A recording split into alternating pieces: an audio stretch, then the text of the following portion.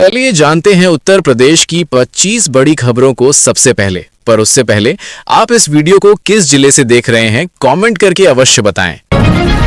सरकारी कर्मचारियों की छुट्टियों को लेकर नियम बदल दिए गए हैं। अब अवकाश लेने के लिए सीधे विभागीय स्तर से नहीं बल्कि तय प्राधिकरण से मंजूरी लेनी होगी। सरकार का कहना है कि इससे कामकाज प्रभावित नहीं होगा और अनावश्यक छुट्टियों पर नियंत्रण रहेगा।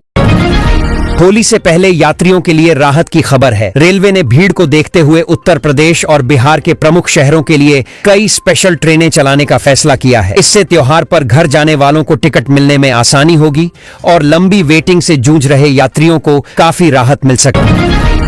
मौसम विभाग। भारतीय मौसम विभाग ने अगले 24 घंटों में 11 राज्यों में बारिश और तेज हवाओं का अलर्ट जारी किया है। कई इलाकों में गरज चमक और तापमान गिरने की संभावना जताई गई है। लोगों को सावधानी बरतने, खुले में न रुकने और मौसम अपडेट पर नजर रखने की सलाह दी गई है।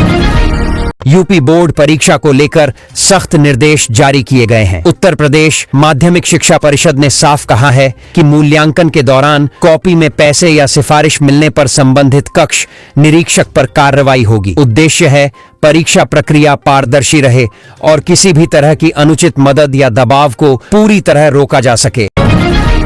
गोरखपुर में महाशिवरात्रि की तैयारियां तेजी से अंतिम चरण में पहुंच रही हैं। मंदिरों की सजावट, सुरक्षा और यातायात व्यवस्था मजबूत की जा रही है। बताया जा रहा है कि योगी आदित्यनाथ भी प्रमुख मंदिरों में दर्शन कर सकते हैं, जिससे प्रशासन ने भीड़ प्रबंधन और सुरक्षा पर विशेष फोकस बढ़ा दिया। हिमाचल के मंडी में शिवरात्रि महोत्सव की शुरुआत परंपरा के साथ हो गई है। आराध्य देव कमरूनाग के छोटी काशी पहुंचते ही धार्मिक अनुष्ठान शुरू हुए। मंडी में सदियों पुरानी इस परंपरा को निभाने के लिए दूर दूर से श्रद्धालु पहुंचे हैं, जिससे पूरे क्षेत्र में भक्ति और उत्सव का माहौल बन गया। उत्तर प्रदेश की अर्थव्यवस्था में महिलाओं की भागीदारी लगातार बढ़ रही बताई जा रही है। सरकारी आंकड़ों के अनुसार स्वयं सहायता समूह, लघु उद्योग और स्वरोजगार योजनाओं से महिलाओं की आर्थिक भूमिका 2.5 गुना से ज्यादा बढ़ी है। इससे परिवारों की आय बचत और ग्रामीण बाजार की ताकत मजबूत होने की बात भी कही जा रही है। प्रदेश की राजनीति में नई अटकलें तेज हो गई हैं कि क्या नसीमुद्दीन सिद्दीकी सपा का दामन थाम सकते हैं। चर्चा है कि वह 15 फरवरी को अखिलेश यादव के साथ साइकिल यात्रा में दिख सकते हैं, जिससे सियासी समीकरण बदलने की संभावनाओं पर बहस शुरू हो गई।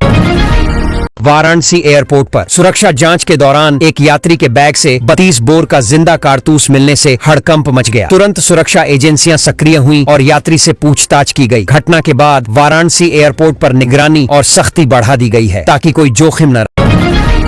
महाशिवरात्रि के कारण कई शहरों में ट्रैफिक व्यवस्था बदली गई है। प्रशासन ने लोगों से घर से निकलने से पहले नया रूट देख लेने की अपील की है। खासकर लखनऊ समेत बड़े शहरों में डायवर्जन लागू है ताकि भीड़ जाम और सुरक्षा समस्या से बचते हुए श्रद्धालुओं की आवाजाही सुचारू रह सके।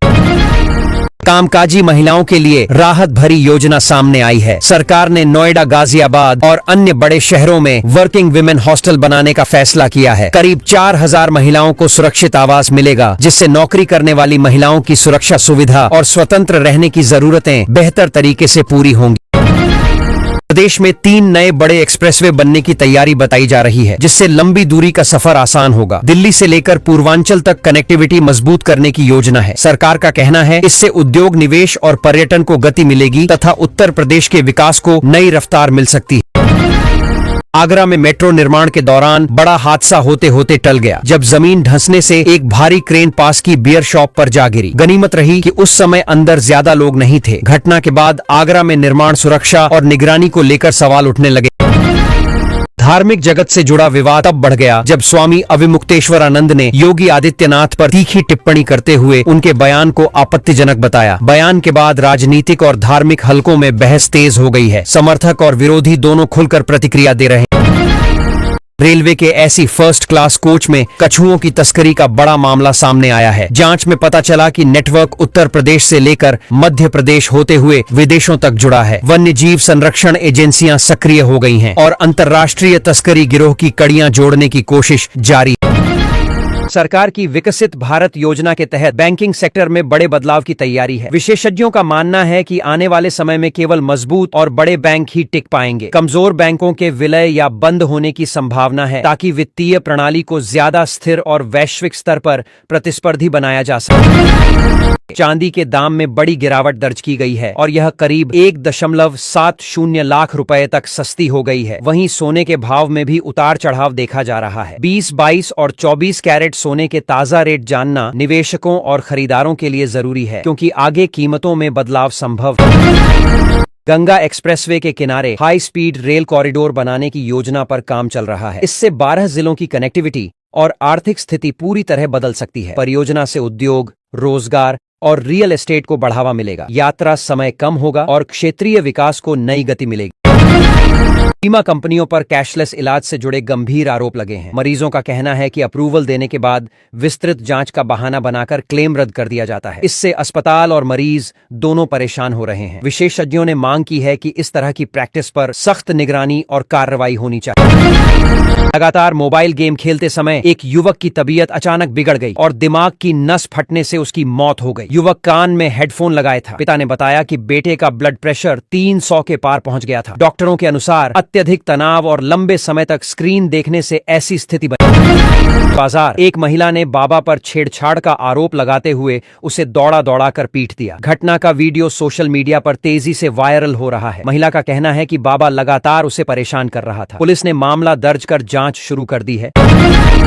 हवाओं की रफ्तार धीमी पड़ने से अब गर्मी बढ़ने के संकेत मिलने लगे हैं। मौसम विभाग के अनुसार आने वाले दिनों में तापमान में लगातार वृद्धि होगी। दिन में तेज धूप और रात में उमस बढ़ सकती है। लोगों को दोपहर के समय बाहर निकलने से बचने और अधिक पानी पीने की सलाह दी गई। आज सिंह राशि वालों को शुभ समाचार मिलने के योग बन रहे हैं। कार्य क्षेत्र में सकारात्मक वातावरण रहेगा और आत्मविश्वास बढ़ेगा। रुके हुए काम आगे बढ़ सकते हैं। परिवार और मित्रों से सहयोग मिलेगा। निवेश या नई योजना शुरू करने से पहले सलाह लेना लाभकारी रहेगा। उत्तर प्रदेश के 45 शहरों के विकास का रास्ता साफ हो गया है। इन शहरों के लिए करीब 900 करोड़ रुपए की धनराशि स्वीकृत की गई है। इस बजट से छोटे और मध्यम शहरों में सड़क, पेयजल, सीवर, स्ट्रीट लाइट और अन्य बुनियादी शहरी सुविधाओं को मजबूत किया जाएगा, जिससे नागरिकों को बेहतर जीवन सुविधाएं और विकास के नए अवसर मिलेंगे। भदोही का नाम नहीं बदले जाने को लेकर मायावती ने भाजपा और सपा पर निशाना साधा है। उन्होंने कहा कि नाम बदलने को लेकर दोनों दलों का रवैया सिर्फ नाटकबाजी है। बसपा सुप्रीमो ने आरोप लगाया कि जनता की भावनाओं से खिलवाड़ किया जा रहा है और विकास के मुद्दों से ध्यान भटकाया जा रहा है। देश में पर्यटन को बढ़ावा देने की दिशा में बड़े कदम उठाए जा रहे हैं। हाई स्पीड रेल परियोजनाओं से कनेक्टिविटी बेहतर होगी, जिससे पर्यटकों की संख्या बढ़ेगी। साथ ही अस्पतालों और स्वास्थ्य सुविधाओं को भी और मजबूत किया जाएगा। सरकार का दावा है कि इससे अर्थव्यवस्था और रोजगार दोनों को फायदा। केंद्र सरकार ने उत्तर प्रदेश को बड़ा तोहफा दिया है। इंफ्रास्ट्रक्चर विकास के लिए प्रदेश को 50 साल की अवधि के लिए ब्याज मुक्त आरण दिया जाएगा। इससे सड़क, पुल, शहरी विकास और अन्य बड़ी परियोजनाओं को गति मिलेगी। सरकार का कहना है कि यह कदम प्रदेश को आर्थिक रूप से और मजबूत बनाएगा। मुख्यमंत्री योगी आदित्यनाथ ने सड़कों पर ओवरलोड ट्रक और डंपर पर सख्ती के निर्देश दिए हैं। उन्होंने कहा कि ऐसे वाहनों को पूरी तरह रोका जाए, क्योंकि ये सड़क हादसों का बड़ा कारण है। अधिकारियों को नियमित जांच और कड़ी कार्रवाई के आदेश दिए गए हैं, ताकि आम जनता की सुरक्षा सुनिश्चित की जा सके। सीएम योगी आदित्यनाथ ने बड़ा एक्शन लेते हुए प्रदेश में 68,000 से ज्यादा कर्मचारियों की सैलरी रोक दी है। यह कार्रवाई समय पर संपत्ति विवरण और अन्य जरूरी दस्तावेज जमा न करने के कारण की गई है। सरकार ने साफ किया है कि नियमों का पालन न करने वालों पर सख्ती जारी रहेगी। सीएम ब्रजेश पाठक ने समाजवादी पार्टी पर तीखा हमला बोला है। उन्होंने कहा कि मुसलमान साथ छोड़ दें तो सपा 2 टके की पार्टी रह जाएगी। उनके इस बयान से राजनीतिक माहौल गर्मा गया है। विपक्ष ने इसे विभाजनकारी बयान बताते हुए कड़ी आपत्ति जताई। उत्तर प्रदेश का सबसे लंबा एक्सप्रेसवे अब पूरी तरह तैयार है। इसके शुरू होने के बाद 594 किलोमीटर का सफर महज 6 घंटे में पूरा किया जा सकेगा। इस एक्सप्रेसवे से प्रदेश के कई बड़े शहर सीधे जुड़ेंगे। सरकार का दावा है कि इससे यातायात सुगम होगा और व्यापार, उद्योग व पर्यटन को नई रफ्तार